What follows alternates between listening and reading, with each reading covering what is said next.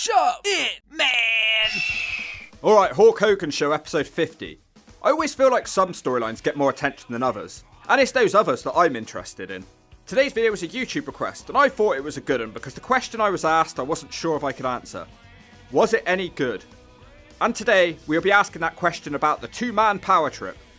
We're looking at the storylines, the matches, and the segments to answer this question. The two-man power trip was a main event team that existed in the WWF in the year 2001. The team consisted of Stone Cold Steve Austin and Triple H, and I guess if you want to include Stephanie McMahon and Vince and Debra in that team, it's up to you. But it's called the two-man power trip, not the two men and their bitches power trip. Now, the quality of this storyline is up for debate, as some people have pointed out that this storyline was the beginning of the decline of wrestling, whilst others say it's great. Now let's get it on. The two-man power trip starts the year 2001. It's WrestleMania and Stone Cold Steve Austin has turned heel to the shock of most people. It felt that he was getting a bit stale, and something needed to happen to shake up his character. He'd been fighting against the authority figure Vince McMahon for years, but at WrestleMania X7 he shockingly sided with Vince and he beat The Rock to capture the title. The other man in this power trip was Triple H. He was already a heel. He'd been doing D-Generation X, and then the group turned heel when they were aligned with the McMahons. The year 2000 was the first for Triple H as a proper main eventer. Strangely, it was revealed that he was the one who paid off Rikishi to run over Stone Cold. So it's really weird that Triple H and Austin would end up being a team after such an intense blood feud. We begin the night after WrestleMania X7. Triple H is very upset about Vince choosing to side with Stone Cold Steve Austin. I think he was jealous, really. Later that night, The Rock had his WWF title rematch in a cage with Austin. During that match, Vince and Austin were beating the Hawk out of The Rock. It seemed like Triple H was here to make the save with a sledgehammer. But no, he joins in the attack on The Rock, and the power trip is formed. Vince McMahon suspended The Rock following that attack. In reality, he was off to film the Scorpion King movie. So a crazy time for the WWF, missing their two biggest fan favourites as faces. We'll see if anyone takes their spots up on the roster as this video goes along. Stone Cold concretes his heel turn with an interview of Jim Ross. He actually provides reasoning why he would sign with Triple H despite their previous blood feud. I like that they actually addressed this because it was bothering me. He justifies it by saying a person who's sick and twisted enough as Triple H to do such bad things he would like on his side. So they aren't really friends, it's more a business arrangement. He ends the interview by beating up his longtime friend Jim Ross. He's already getting some great heel heat here, and it doesn't sound like anybody is cheering him at all. Great interview, good segment. The first match since the power trip formed is Triple H challenging for the IC title. I said I wouldn't mention Steph and Vince too much, but just for reference, Steph is the game's manager still. It's a very exciting match where they do a good job suspending your disbelief that Jericho could actually beat Triple H. Chris Jericho was not a world champion at this point, and he was the underdog in the match. Jericho has the game beaten multiple times and has to fight off Stephanie McMahon and William Regal at the same time. Jericho even kicks out of a Triple H chair shot. In the end, Triple H wins the IC belt with the pedigree, while Stone Cold Steve Austin is shown smiling backstage. The IC title was a bigger deal back then, and the Power Trip already now hold two of the biggest belts in the company. This is good because it established them as a threat straight away. These are guys that we need to take seriously.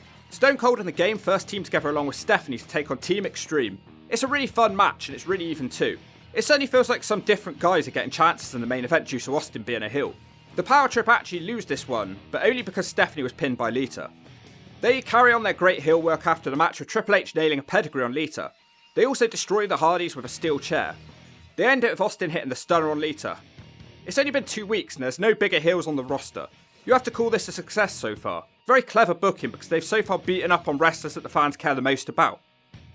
The next night they boast about their actions whilst the crowd dumping their nappies of anger over how much they hate these people. The game points out how in just a few short weeks they've completely changed the World Wrestling Federation and they are now unstoppable. It feels like there's genuine anger in the crowd towards Austin.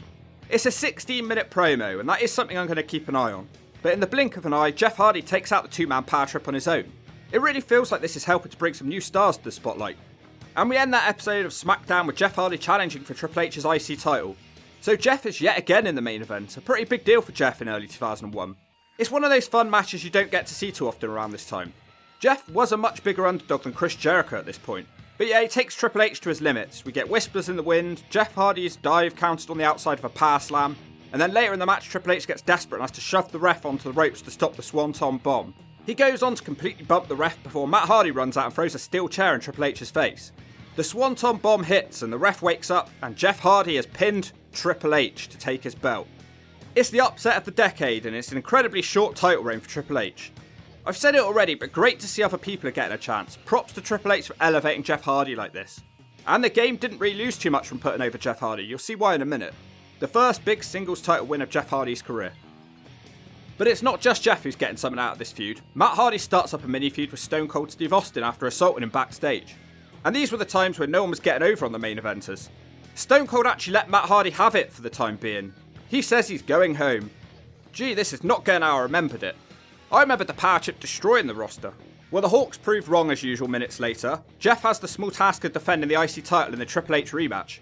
Jeff Hardy's really feeling like the next main event here, judging by these crowd reactions. And Triple H is helping him get it. Anyway, it's similar to the last match with Jeff Hardy getting lots of hope spots, but the game is a little bit more dominant this time. He's probably taking it more seriously. But during the match, Matt Hardy is shown watching the monitor backstage when he's jumped by Austin with a steel chair.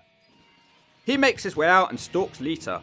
During that exact moment, Triple H beats Jeff Hardy with the pedigree. It's off camera. Ugh. Great title reign, Jeff. A 3-day reign. Just like the last time, Austin and Triple H are in the ring assaulting the Hardys with weapons. And then completely randomly, The Undertaker and Kane make the save. And just like that, the power trip are done with the Hardys, and it's back to the mid-card for them. And Jeff Hardy, he wouldn't be getting a rematch for that belt for quite a while, so everyone forgets about him. That whole thing feels a bit pointless now. Their new rivals, The Undertaker and Kane, had captured the tag team titles, and just like that, 4 people held all the main belts in the WWF. And the 2 teams were set to clash at Backlash with all the gold on the line. Feels like lazy writing. There's absolutely no story here. It feels like someone just changed their mind on the Hardys and then moved Taker and Kane into their spot. Very confusing. There seems to be a theme going on here because Taker and Kane are battered down by the power trip with chairs. At least the power trip's promos are good and fiery. Austin seems to be settling in fine into his heel role. As the storyline progresses, the Hardys were just kind of there to back up the Brothers of Destruction. They were no longer the main characters. We get a big 8-man tag with Austin and Trips teaming up with Edge and Christian. Taker and Kane would team up with the Hardys. Yet again, it's cool to see these mid-carders associated with the main eventers, but it's already known at this point they're not going to be in the main pay-per-view main event. So it feels like a chance missed, and it's pointless carrying on. The power trip win at the expense of the Hardys, and onto the pay-per-view we go. Kane's working with a damaged arm. Speaking of the Big Red Machine, he really kicks ass in the early going in this match. He's choke bombing anything that moves. In fact, the power trip get their asses kicked so much they both dump in their nappies and try to leave. Some cheating turn it around for the power trip, but strangely, The Undertaker's the one that's isolated in this match and not the man with the injured arm. Kane eventually gets in there and he turns the match. That is until a botchy looking armbar takedown from Austin on Kane.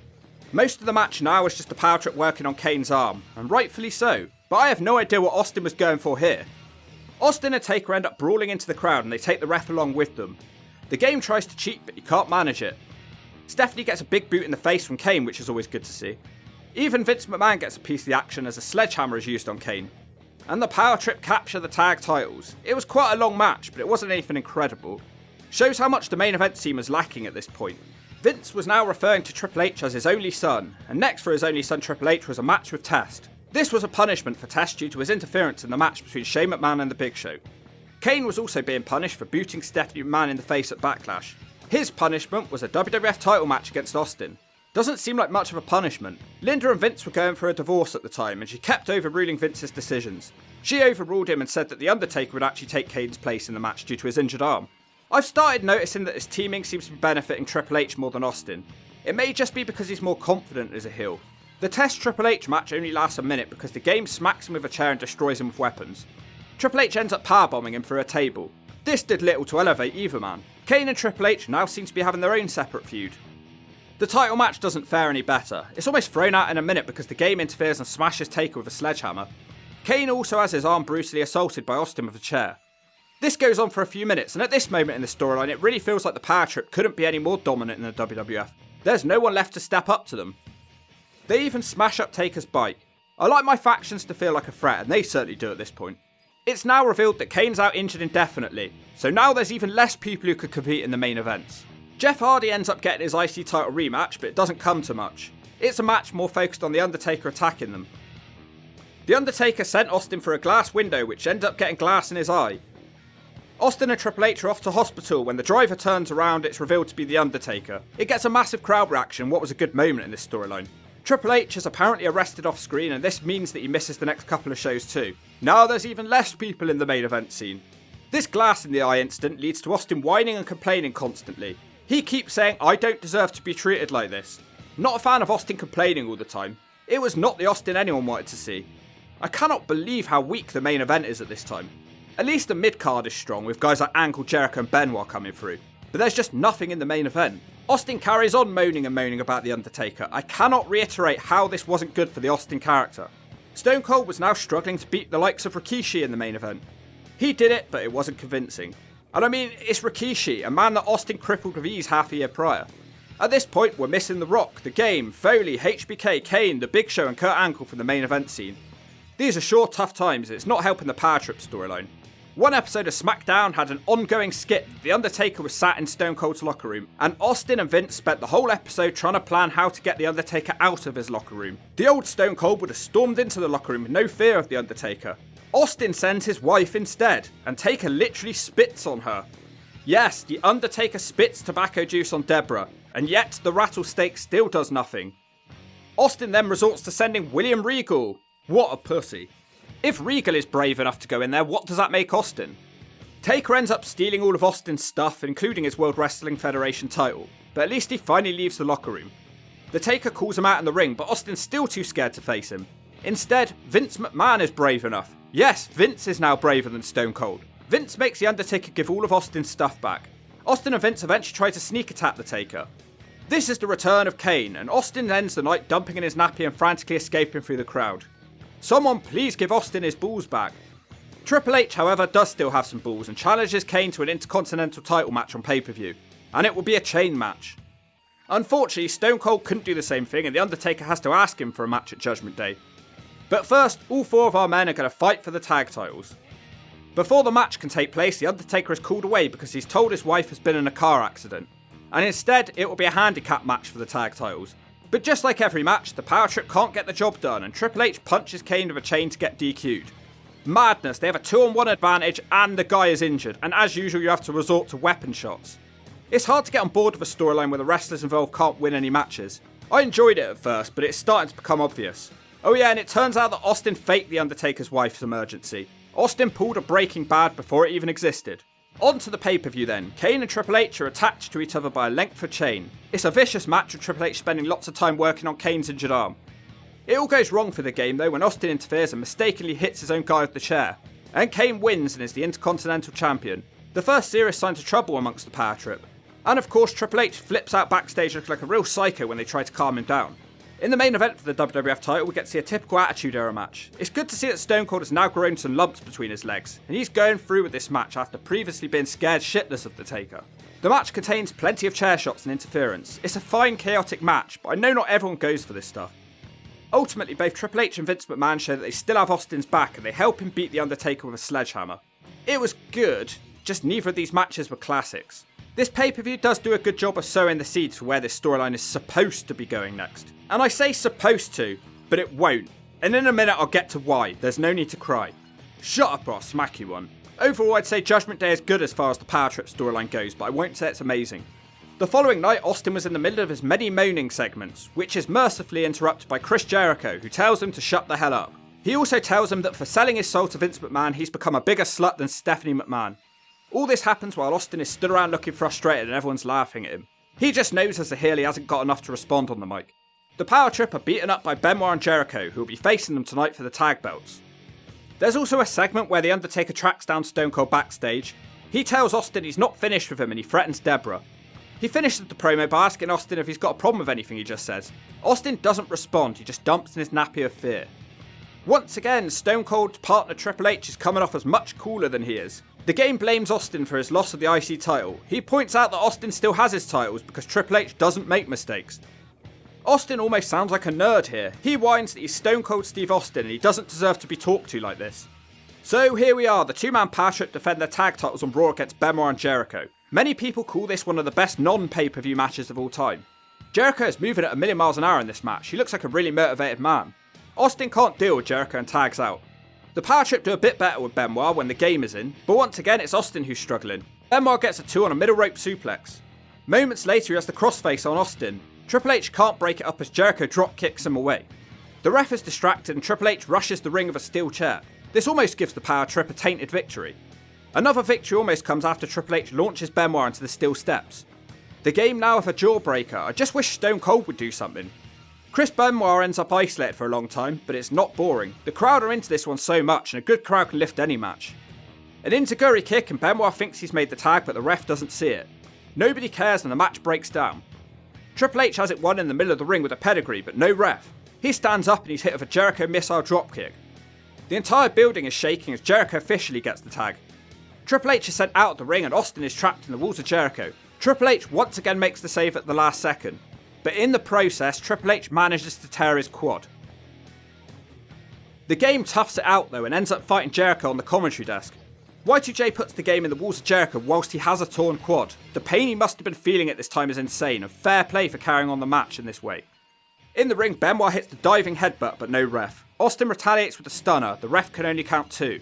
Chris Jericho connects with the Bulldog, but the Lion Salt doesn't work as Austin has his knees up. Jericho just says screw it and does it again, and this time he succeeds. Triple H limps back into the ring. He accidentally smashes Austin with a sledgehammer. Jericho makes the cover, and that is the 3. The crowd are loving it. This match did a lot for 3 men and nothing for Austin. Jericho and Benoit looked like they could hang with the main eventers, and the fan reaction would have given WWF management a reason to be positive about them. Triple H tore his quad in that match and was out for 7 months, but by toughing that match out he became a legend that people could get behind. When he returned in 2002, he returned a much bigger star than he'd been before. An old Stone Cold Steve Austin just looked weak, but overall this match was a massive positive for the WWF. This was the end of the Power Trip storyline. It wasn't intended to run much longer anyway. The game and Austin were supposed to end up feuding yet again, but this time with Triple H as the good guy and Austin as the bad guy. WWF had to scramble and change plans due to the Triple H injury, and literally the next show the Invasion storyline began. Just a small side note, hardly anyone referred to the team as the 2-man Power Trip. It was something that Jim Ross started using on commentary about halfway through the storyline. But this is one of the few times I actually heard the name 2-man Power Trip on the programming. Now when it comes to the question of was this any good, it is a really tough one. The WWF was in a bad position at the time with lack of credible main eventers. They had to do something. This storyline was a massive part of the shows, it was all over them with multiple segments. I enjoyed the start where they worked with some of the lower card guys. Giving them a temporary boost was nice to see. But then the rest of it was just The Undertaker and Kane. Due to that, the matches were mostly average and contained either interference or DQ finishes. Overall, the storyline didn't even run for 2 months, so it wasn't a case of overkill. The main reason it's hard to form a conclusive opinion is that the Stone Cold was probably at his worst here. He was a whiny, cowardly heel who no one wanted to see, not even himself, and I think he struggled with that role. He would improve at being a heel as the Invasion carried on, but at this point he wasn't even funny, which he would get to in the next few months with Austin and Angle both vying for Vince McMahon's attention. So Austin wasn't good, but I think this storyline helped elevate Triple H, and not just because the injury made him legendary. The storyline showed him booked as a top guy who was on Austin's level. Actually, above that level. Yes, he only had the IC title, but he looked a lot more competent than Austin. He cut some good promos, he looked cool, and he wasn't afraid of a fight. Being a heel was always going to be more natural to Triple H, but I enjoyed him in this Power Trip storyline. So you can see my dilemma here.